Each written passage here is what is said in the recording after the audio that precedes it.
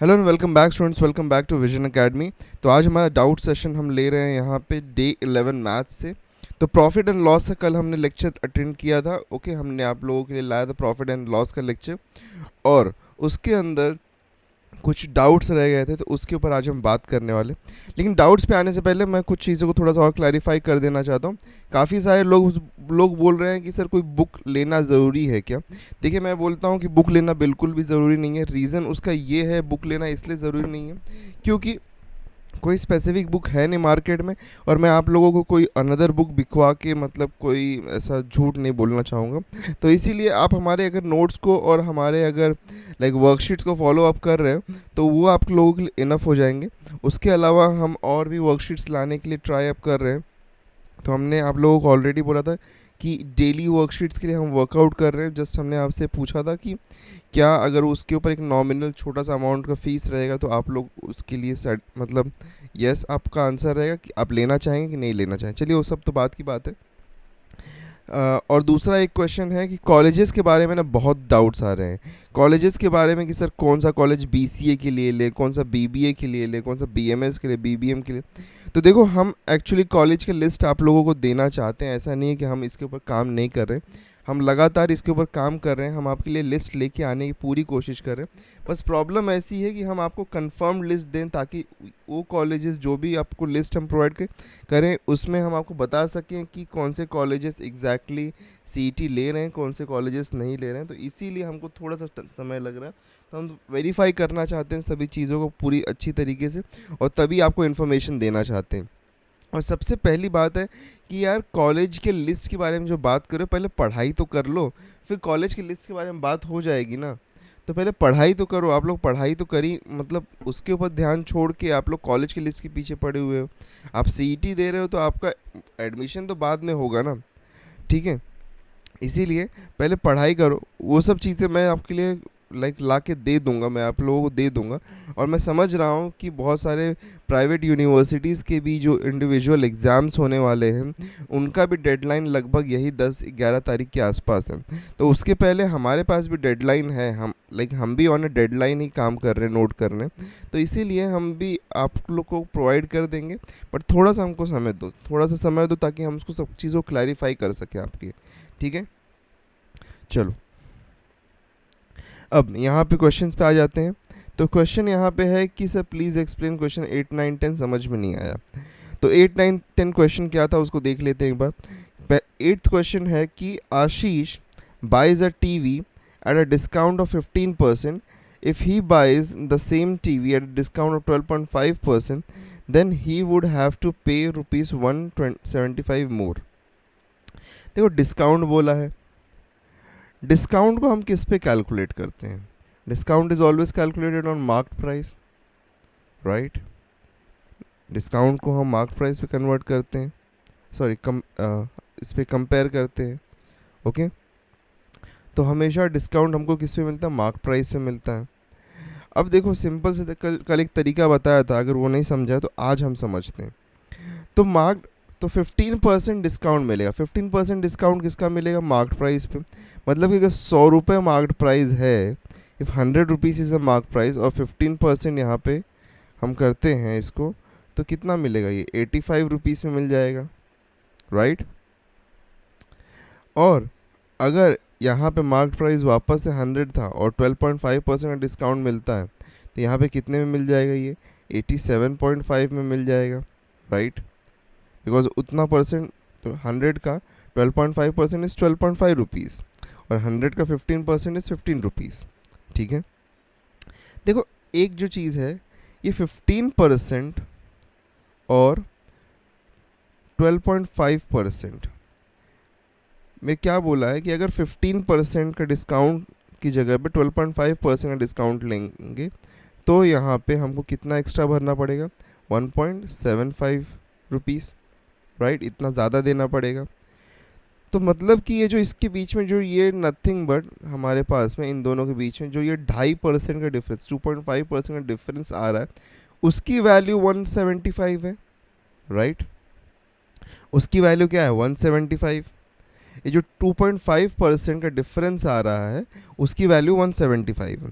तो अगर हम लोग कह सकते हैं ना कि यहाँ पे दैट मीन्स ये 85 प्लस ये 2.5% हो रहा था ना, ये एडिशनल यहाँ पे 100 रुपीज़ का प्रोडक्ट था और 85 का हम 85 में मिल रहा था, लेकिन जब डिस्काउंट थोड़ा कम हो गया तो 2.5% और लगा, 2.5% और लगा, और ये 2.5% की वैल्यू कितनी, 175। अच्छा इफ़ आई, अब देखो 2.5% की वैल्यू मतलब प्रोडक्ट के प्राइस से ही तो आ रही है ना, ये 2.5% भी प्रोडक्ट के एमआरपी पे ही आ रहा है। Can we convert this 2.5 into 100? Can we convert it? अगर इस 2.5% को कन्वर्ट करना है 100 में, ठीक है, तो will have to multiply it by 40। तो 40 से अगर मैं मल्टीप्लाई करूँगा तो 2.5, बिकॉज देखो ये 40 में से ज़ीरो पहले डेसिमल हटा देगा, राइट, ये एक ज़ीरो है ना, यहाँ पे एक डेसिमल है तो ये हट जाएगा, और 25 4 जा 100 होता है, तो 2.5 इंटू 40 हमको क्या देगा, 100 देगा, राइट। टोटल 100% यहाँ से आएगा हमको, तो हमको यही तो चाहिए। 100% कितना होता है, अगर 2.5% 175 है तो उसका 100% कितना होगा, 175 इंटू 40, तो ज़ीरो लिख देते हैं, 4 5 जा 20 होता है, 2 कैरी, 4 7 जा 28 होता है, प्लस 2 30, प्लस यहाँ पे 4 1 जा 4 और 7, तो 7000 आ गया। तो इसलिए ऑप्शन बी यहाँ पे। तो कभी कभी ना परसेंट को भी 100% में कंप्लीट करने से आपको आंसर मिलता है, तो उस तरीके से भी आप क्वेश्चंस को सॉल्व कर सकते हो। आई होप सो अब ये समझ में आया होगा, सिंपल रहा। हमने क्या किया कि 15% का डिस्काउंट था और 2.5% डिस्काउंट था, तो दोनों को कंपेयर कर लिया, 2.5% का डिफरेंस आता है, 2.5% की वैल्यू हमारे पास में मिल रही 175, तो अगर मैं 2.5% कन्वर्ट करूँगा इंटू 100%, तो मल्टीप्लाई बाय 40 करूँगा, तो अगर इसको मल्टीप्लाई बाय 40 कर रहा हूँ तो 175 को भी मल्टीप्लाई बाय 40 कर दूंगा, तो आंसर आ जाएगा। 100% विल बी योर एमआरपी। ठीक है, I hope so this is clear to you. चलिए नेक्स्ट पे बढ़ते हैं। A man sold is second hand mobile phone for 7500, ठीक है, और उसको लॉस कितने का, losing 1/6 of the price at which he bought, तो लॉस उसको हुआ था 1/6 का, ठीक है, 1/6 का लॉस हुआ था। तो देखो यहाँ पे बात क्या हो रही, तो देखो यहाँ पे बात क्या हो रही है कि 1/6 का लॉस हुआ है। अच्छा जब भी यहाँ पे 1/6 बोला 1/7 बोला, तो दैट मीन्स यहाँ पे पूरे प्राइस को, जो ओरिजिनल प्राइस है उसको डिवाइड कर दिया है इनटू 6 पार्ट्स। वो 6 पार्ट में से ओके समझो कि आपके पास में 100 रुपये थे, मैं बोलूँ कि आपको उसमें से 1/5 का लॉस हुआ है, तो क्या करेंगे, इसको डिवाइड बाय 5 करेंगे, तो यहाँ पे हमको क्या आएगा 20, 5 1 जा 5 20, दैट मीन्स 20 रुपीज़ का। तो जब भी वो यहाँ पे ऐसा कुछ आ रहा है, तो यहाँ पे जो नीचे वाले नंबर से जो एक्चुअल प्राइस है उसको डिवाइड कर देंगे हम, ठीक है। बट ये देखो ये एक्चुअल प्राइस तो है नहीं यहाँ पे, ये सेलिंग प्राइस है, इसमें हमने सेल कर दिया है, और उस पर लॉस कितने का हुआ है, 1/6 का लॉस हुआ है।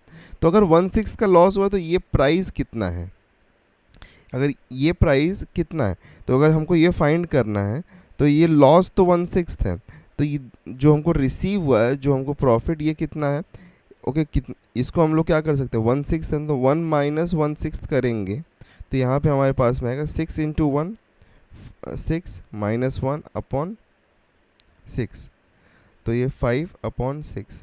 तो देखो इसको अगर इस तरीके से ये समझ में नहीं है कि 1 माइनस 1/6 क्यों किया, तो सिंपल से समझो 6 पार्ट्स में ओरिजिनल प्राइस को जो कि हमारा सीपी था उसको डिवाइड कर दिया, उसमें से सीपी को कितने से डिवाइड किया, सीपी को 6 पार्ट्स में डिवाइड किया, ठीक है, CP is divided into 6 parts, उसमें से 5 पार्ट हमको मिला है, okay, as an SP, okay 5 part मिला है, तो 5 पार्ट अगर हमको मिला है ऑफ 6 पार्ट्स, तो we will write this at 5/6, because 5 part मिला है ना, तो 1/6 प्लस 5/6 करोगे तो 1 हो जाएगा, दैट मीन्स 100% वैल्यू आती है यहाँ पे हमारे पास में, ठीक है।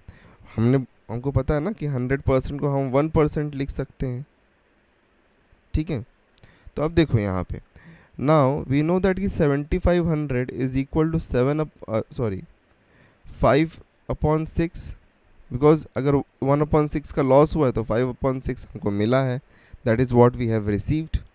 तो अगर 5/6 को मुझे हमको क्या चाहिए, हमको चाहिए कि कॉस्ट ऑफ प्राइस, ठीक है, तो कॉस्ट ऑफ मोबाइल फ़ोन चाहिए हमको, तो अगर कॉस्ट ऑफ मोबाइल फ़ोन चाहिए हमको तो हमको क्या करना पड़ेगा?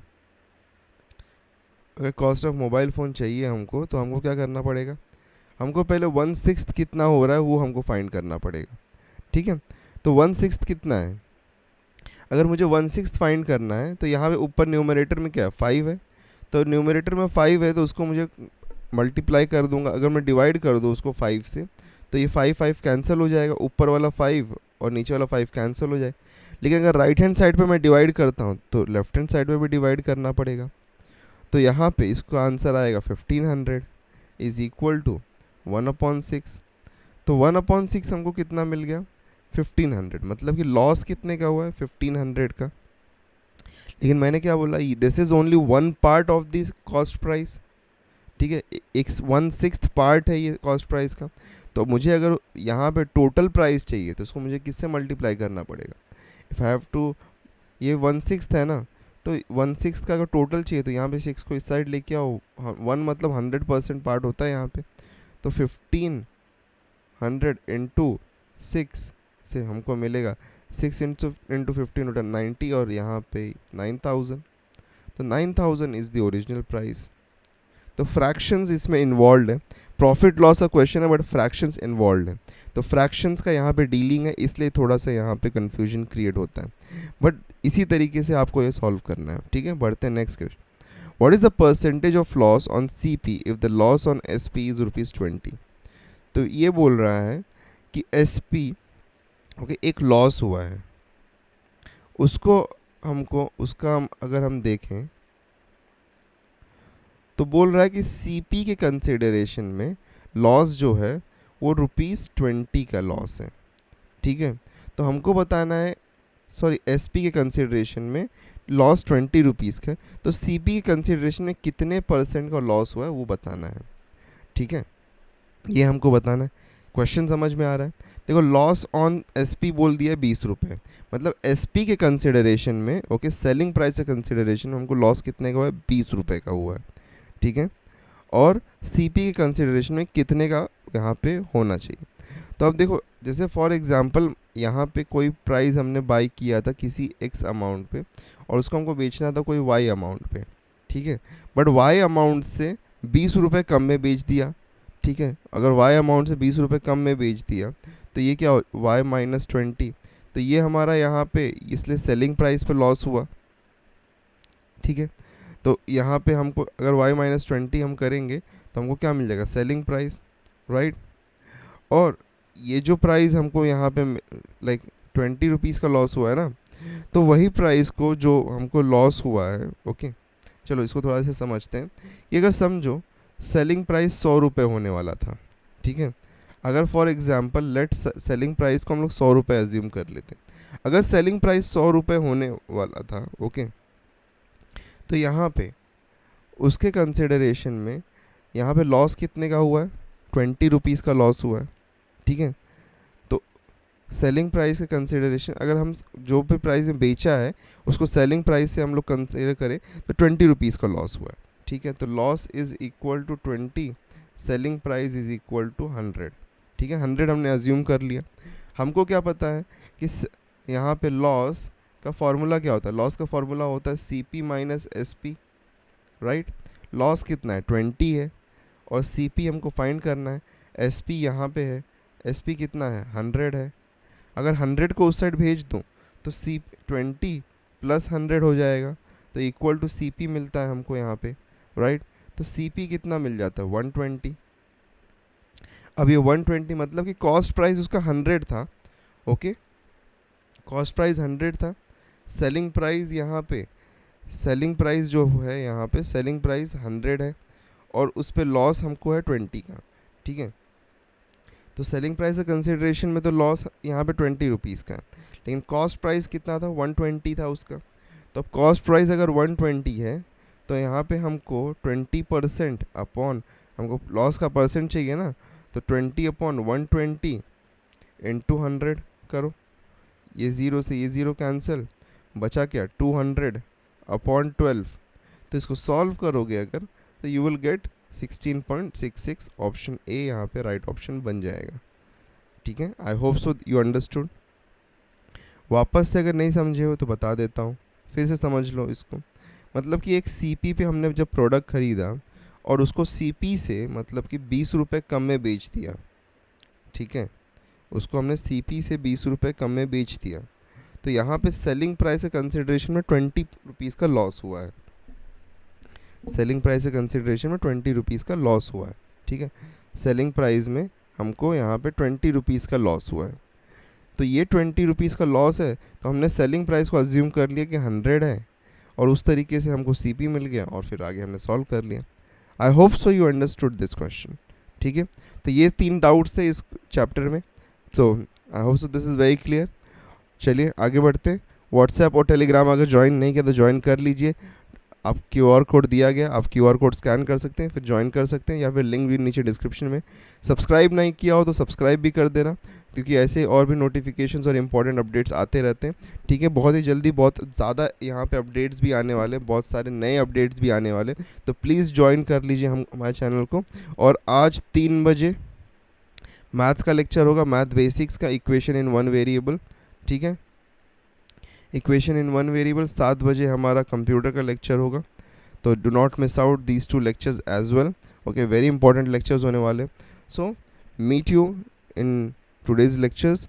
Till then take care and good bye.